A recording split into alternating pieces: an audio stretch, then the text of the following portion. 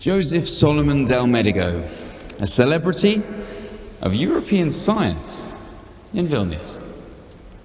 People like Joseph Solomon Delmedigo, a man of Jewish descent, are sometimes called Renaissance men or walking encyclopedias. Delmedigo was a physician, mathematician, writer, Talmud scholar, astronomer, music theoretician, and philosopher. Historians have called him one of the most prominent people in all of Europe in the 17th century. What brought such an individual to Lithuania? Why Krzysztof Radziwiłł II? Delmedigo became his personal physician.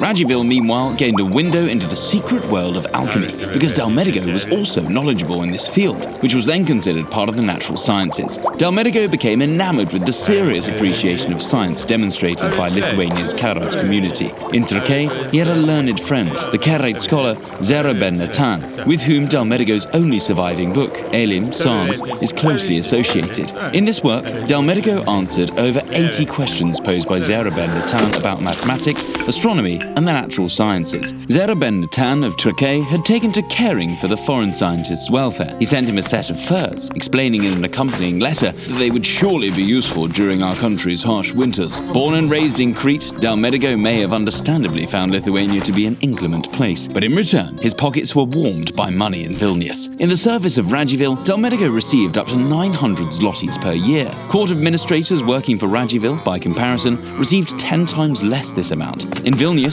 Delmedigo lived in the luxurious residence of Krzysztof Radziwiłł II.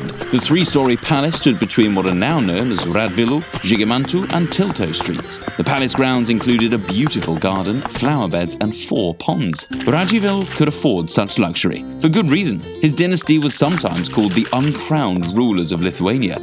While Jews suffered all sorts of oppression in most European countries, educated Jewish physicians were highly respected. They knew all kinds of treatment methods and, when traditional measures were insufficient, could also consult ancient Kabbalah traditions.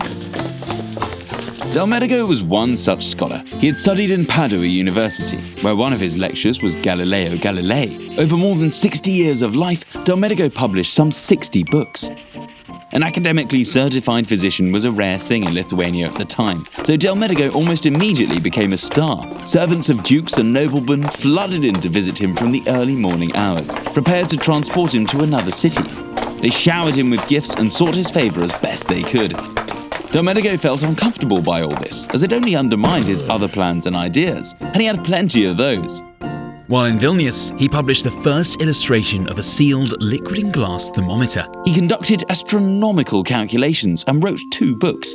In one of them, The Candle of God, he provided answers to a student asking about such simple matters as how to rationally prove the existence of God and the immortality of the soul. After 5 years in Vilnius, Delmedigo departed to the Holy Roman Empire. He lived for 25 more years and died in Prague.